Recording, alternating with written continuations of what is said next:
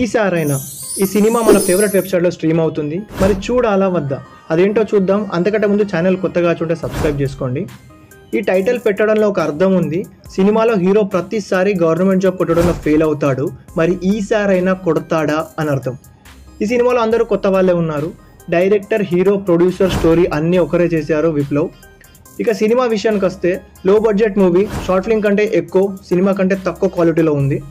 మంచి స్టోరీ రాసుకున్నారు, బట్ స్టోరీకి తగ్గట్టు ఇంకా మంచిగా తీసి ఉంటే బాగుండు అనిపించింది. ల్యాగ్గా ఉంది, సినిమాలో కనెక్టివిటీ మిస్ అయింది. మంచి అటెంప్ట్ చేశారు, బట్ అన్నీ ఒక్కరే చేయడం కొన్ని సార్లు సాధ్యం కాని పని. ఎనీవేస్, ఇక స్టోరీ విషయానికి వస్తే మన హీరో గవర్నమెంట్ జాబ్ కొట్టడంలో చాలాసార్లు ఫెయిల్ అవుతాడు. మళ్ళీ కొత్త నోటిఫికేషన్ కోసం వెయిట్ చేస్తూ ఉంటాడు. అది కాకుండా మనడికి ఒక గర్ల్ ఫ్రెండ్ ఉంటుంది. వాళ్ళ నాన్న నీకు జాబ్ వస్తేనే పిల్లనిస్తా అన్న ఫిట్టింగ్ పెడతాడు. మరి పాస్ అయ్యాడా, పెళ్ళి అయిందా అన్నది మిగతా స్టోరీ. స్టోరీ లైన్ బాగుంది, బట్ కనెక్టివిటీ మిస్ అయింది సినిమాలో. చిన్నప్పటి నుండి లవ్ స్టోరీ ఉంది అని చెప్తారు.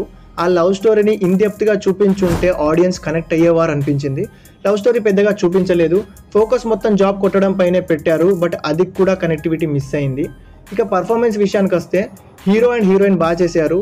హీరో ఫ్రెండ్ క్యారెక్టర్ అండ్ మామ రోల్లో చేసిన క్యారెక్టర్ వీళ్ళిద్దరూ అదరగొట్టేశారు. సెకండ్ హాఫ్లో హీరో జాబ్ కొట్టడం కోసం ప్రయత్నిస్తుంటే హీరోయిన్ సపోర్ట్గా ఉంటుంది, అక్కడ కొంచెం మంచిగా అనిపించింది. Average first half and okay second half. ఫ్యామిలీతో కలిసి చూడొచ్చు, ఎలాంటి అడల్ట్ కంటెంట్ సీన్స్ లేవు. ఓవరాల్గా బిలో యావరేజ్ మూవీ. ఇక చూస్తారో చూడరో మీ ఇష్టం. షార్ట్ ఫిల్మ్స్ ఎక్కువగా చూసే వాళ్ళకి ఇది ఒక లాంగ్ లెంత్ షార్ట్ ఫిల్మ్ అవుద్ది. మరిన్ని ఇలాంటి రివ్యూస్ కోసం ఛానల్ తప్పకుండా సబ్స్క్రైబ్ చేసుకోండి. Thank you for watching.